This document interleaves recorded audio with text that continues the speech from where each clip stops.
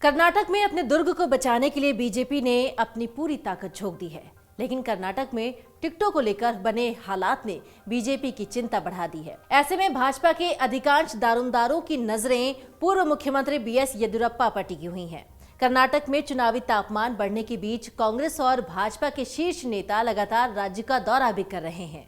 यहाँ बीजेपी और कांग्रेस में ही मुख्य मुकाबला माना जा रहा है। हालांकि कुछ ऐसे भी इशारे मिल रहे हैं कि इस बार कर्नाटक के चुनावी परिणाम त्रिशंकु विधानसभा तक ले जा सकते हैं। इससे बचने के लिए भाजपा का क्या नया प्लान हो सकता है और इस प्लान के जरिए क्या बीजेपी कांग्रेस को चकमा दे सकती है? कर्नाटक की स्थिति गुजरात जैसी नहीं है। यहाँ तकरीबन 120 सीटें ऐसी हैं जहां विधायक किसी पार्टी नहीं बल्कि अपने बूते जीतते हैं। ऐसे में भाजपा यहां रिस्क नहीं लेना चाहती। वहीं टिकट बंटवारे को लेकर बीजेपी कई क्षेत्रों में विरोध का सामना कर रही है। ऐसे में सत्ता विरोधी माहौल की काट के लिए टिकटों को काटने और नए चेहरों को लाने की भाजपा नेतृत्व की कवायद पर गहरा असर पड़ सकता है। एक और बात यह है कि अब तक पार्टी को लगातार जीत दिला रहे गुजरात मॉडल को इस बार न अपनाने का फैसला लिया गया है। सूत्रों के मुताबिक ये खबरें सामने आ रही हैं कि कर्नाटक में एंटी इनकम्बेंसी से मुकाबले के लिए पार्टी ने प्रदेश में उम्मीदवारों को उनके वोट बैंक के आधार पर टिकट देने का फैसला लिया है। इसके लिए उन नेताओं से भी संपर्क किया जा रहा है जो दूसरे दलों के हैं। कर्नाटक विधानसभा का कार्यकाल मई 2023 में खत्म होने जा रहा है। कर्नाटक के लिए इस महीने के आखिर में चुनावों की घोषणा होने की संभावना है। हालांकि राजनीतिक गतिविधियां पहले से ही जोर पकड़े हुए हैं और अब टिकट तय करने का सबसे अहम मामला सामने है। येदियुरप्पा ये कह चुके हैं कि अधिकांश विधायकों को फिर से टिकट मिलेगा। इसके बाद कई जगह नेताओं को विरोध का सामना भी करना पड़ रहा है। हाल ही में एक मौजूदा विधायक को हटाने के दबाव बनाए जाने पर कार्यकर्ताओं के विरोध के चलते येदियुरप्पा को अपना कार्यक्रम रद्द करना पड़ा। कहा जा रहा है कि केंद्रीय नेतृत्व उम्मीदवारों के चयन को लेकर काफी गंभीर है, खासकर उन सीटों पर जहां दूसरे दलों से आए नेता विधायक बने हैं। इनमें कुछ को लेकर रिपोर्ट अच्छी नहीं है, लेकिन राजनीतिक और सामाजिक समीकरणों की मजबूरी भी है। चेहरे बदलने और न बदलने दोनों ही स्थितियों में चुनावी रणनीति पर असर पड़ सकता है।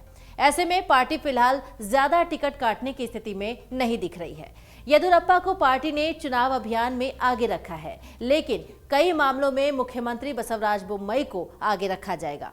खासकर उम्मीदवार बदलने जैसे मुद्दों पर पार्टी येदियुरप्पा के बजाय बोम्मई को आगे रख सकती है, ताकि उम्मीदवार को लेकर विवाद से उन्हें दूर रखा जा सके। वैसे भी केंद्रीय नेतृत्व और येदियुरप्पा दोनों का भरोसा बोम्मई के साथ है। चुनाव प्रबंधन की दृष्टि से भाजपा की केंद्रीय टीमें भी राज्य में अगले सप्ताह से मोर्चा संभाल लेंगी और राजनीतिक तैयारियों में जुट जाएंगी।